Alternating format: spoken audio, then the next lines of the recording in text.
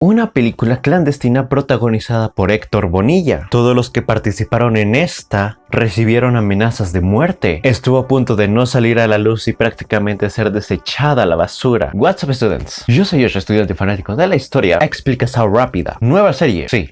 Una más. ¿Qué haré cada vez que tenga ganas? O que se me acaben las ideas. ¿De qué se va a tratar? Ver una película o una serie que su trama esté basada en un hecho real histórico, pero solo lo haré con temas de los que ya he hablado, para comparar justamente la producción con la explicación que yo di. Después haré una reseña, pero decir que no soy un cinéfilo mamador amante de las películas blanco y negro europeas de la antigüedad que estaban uno por uno, no. Soy un espectador que le gusta, pues sí, disfrutar de una buena producción y analizarla un poquito más de lo normal. Dicho y explicado todo lo anterior, pasemos a la primera reseña que voy a hacer, y la voy a hacer de la película Rojo Amanecer, basada en la matanza de Tlatelolco del 2 de octubre. Aquí les dejo el video hablando sobre el tema. Y ahora sí, vayamos a la reseña. Película dirigida por Jorge Fons y protagonizada por María Rojo, Héctor Bonilla, Jorge Fegán, Ademar Arau, Bruno Bichir, Demian Bichir y Eduardo Palomo. La película está ambientada en unos edificios justo enfrente de la Plaza de las Tres Culturas en Tlatelolco. Era la mañana del 2 de octubre. Conocemos a una familia de clase media que viven en un departamento en estos edificios. Dos miembros de la familia eran estudiantes y por ende muy activistas en el movimiento estudiantil. Los estudiantes tienen una discusión con sus mayores sobre el rumbo y la insistencia de este movimiento, y acabando dicha discusión, todos los miembros de la familia parten hacia sus respectivas labores. En el transcurso de la película nos dan a conocer el meeting que se iba a hacer en Tlatelolco, y llegado el momento, la familia que estaba presente, quienes eran la madre, el abuelo, un ex militar de la revolución y el hijo menor de la familia, pueden presenciar todo el meeting desde su ventana en el departamento. En el transcurso del día comienzan a ver señales de que algo malo va a ocurrir, como que se va la luz y se cortan todas las líneas telefónicas. Transcurriendo ya el meeting, el hijo menor es el primero en advertir las bengalas rojas que caen del cielo, dando inicio con la Operación Galena, que en palabras más o palabras menos es la propia matanza de los estudiantes presentes en el meeting. Los tres personajes mencionados se resguardan, y cuando parece que la situación se calma, el abuelo va por una de sus nietas que se había ido con una amiga a hacer tarea, mientras que la madre y a su nieto menor los dejó solos. En medio de la incertidumbre, llegan los dos hijos estudiantes participantes del movimiento junto con otros tres estudiantes. En total llegaron 5, pero importante recalcar, uno de ellos está gravemente herido. El resto de la película trata de curar al compañero gravemente herido y resguardar a los demás mientras sea seguro salir. En eso llega el abuelo con su nieta, pero detrás venían dos militares un poco amenazantes, pero que se van ya calmados cuando el abuelo les demuestra que fue un ex militar. Y en el transcurso de esta escena hay mucha violencia hacia unos estudiantes que agarraron escondiéndose en el edificio y los golpean muy cruelmente. Seguido de esto llega el padre de la familia. La familia se reúne junto con los estudiantes y todos cenan. Después de esto se van a dormir para ver qué iban a hacer al día siguiente. Pero en medio de la noche, tres hombres tocan muy amenazantes y agresivamente a la puerta del departamento, y cuando el padre les abre, entran a inspeccionar todo el departamento, por lo que el abuelo esconde a su nieto menor para después esconder a los tres estudiantes que estaban resguardando, y los dos hijos estudiantes se quedan afuera junto con su hermana. Esta es la escena final, la cual deberían realmente de ver, y es demasiado cruda y no apta para alguien sensible. La censuro por si acaso. Voy a explicar la división de estos videos.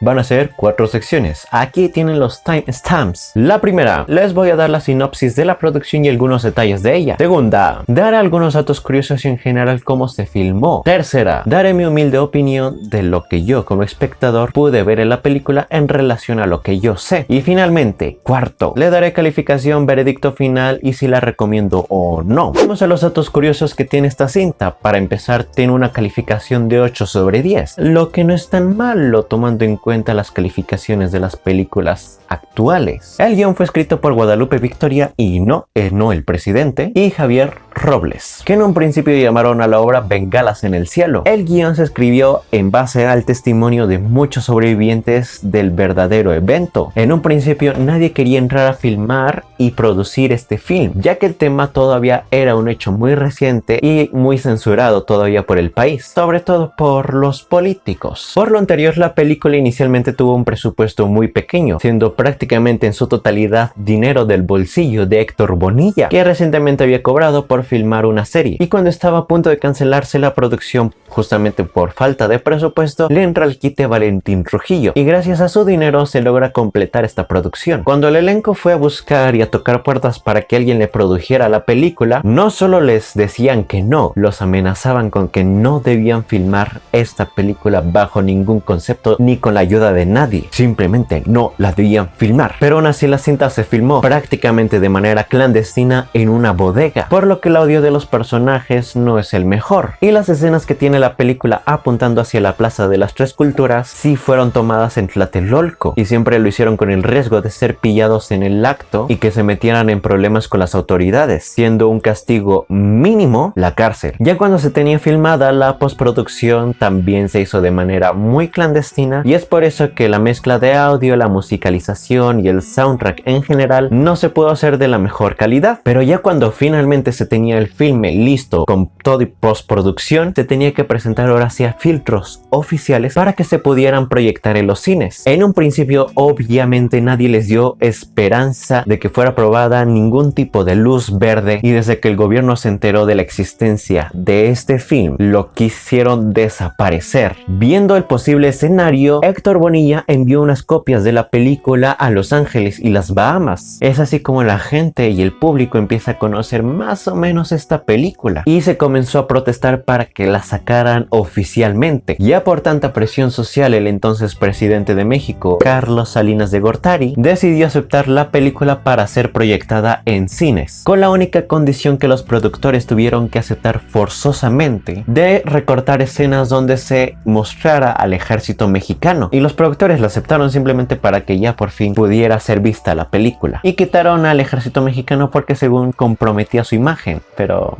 bueno, aún así después la película fue pirateada y esas escenas recortadas se reincorporaron y todo el mundo las pudo ver. Todo esto muy interesante, ¿no? Pasemos a lo que yo como espectador pude ver en relación a lo que sucedió, a lo que yo tengo conocimiento de que sucedió. Una de las primeras cosas y de las más evidentes es que efectivamente a los adultos de esa época les molestaban las nuevas modas de los jóvenes, de la chaviza. Pues a los dos viejos estudiantes de las películas se les llamaba homosexuales, jotos, por tener el cabello largo. También me percaté en todo momento de que los personajes de los adultos, de manera inconsciente o conscientemente, sabían que el gobierno era muy opresor y que el movimiento estudiantil no podía acabar nada bien, y por esta razón a los adultos les daba miedo cuando llegó el día del mitin. Bueno, más o menos, hubieron dos bandos divididos. Por ejemplo, la mamá, cuando ve que hay muchos policías y militares alrededor de la Plaza de las Tres Culturas donde va a ser el mitin en Tlatelolco, le preocupa que sea un número tan exagerado de estos, mientras que por el otro lado el abuelo tenía la opinión de que estaba bien meterle un pequeño susto a los estudiantes y que dejaran su absurda revuelta. Claro,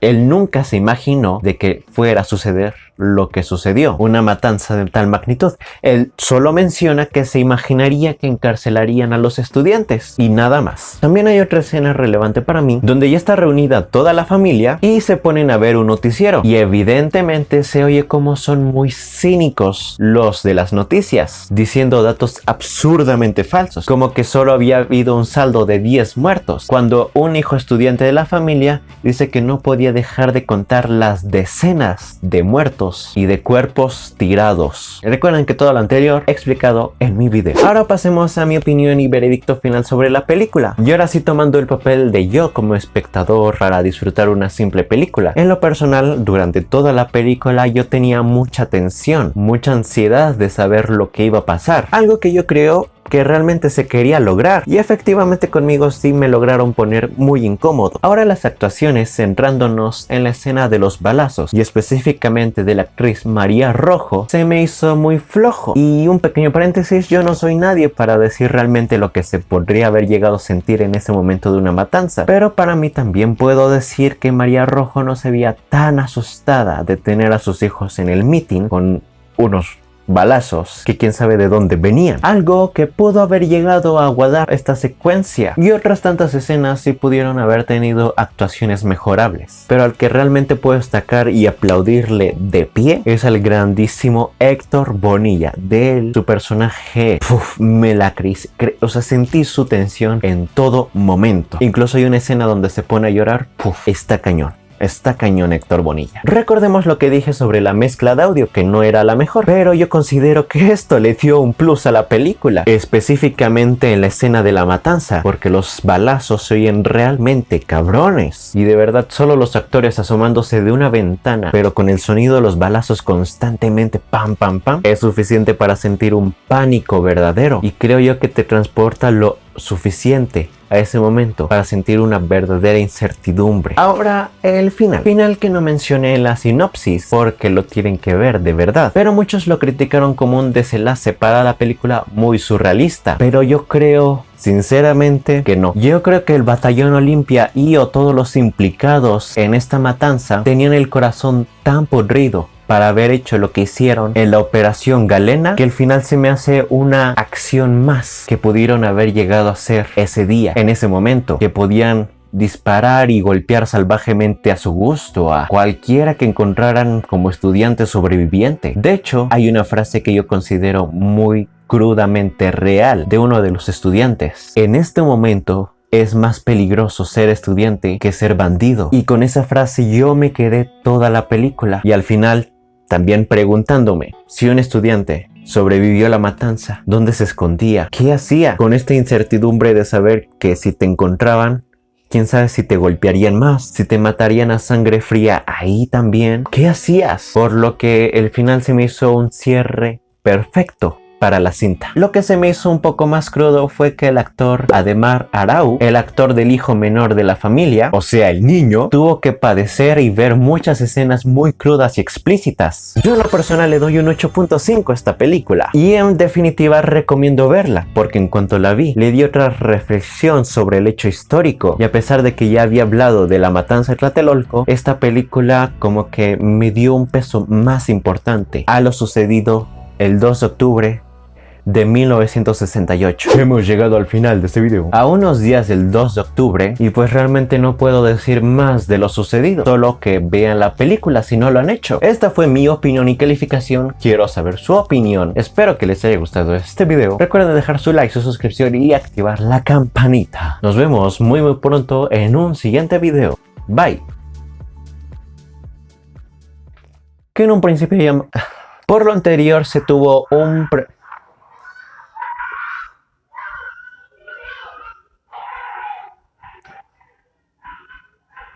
una pelea de los perros de mis vecinos. Bye.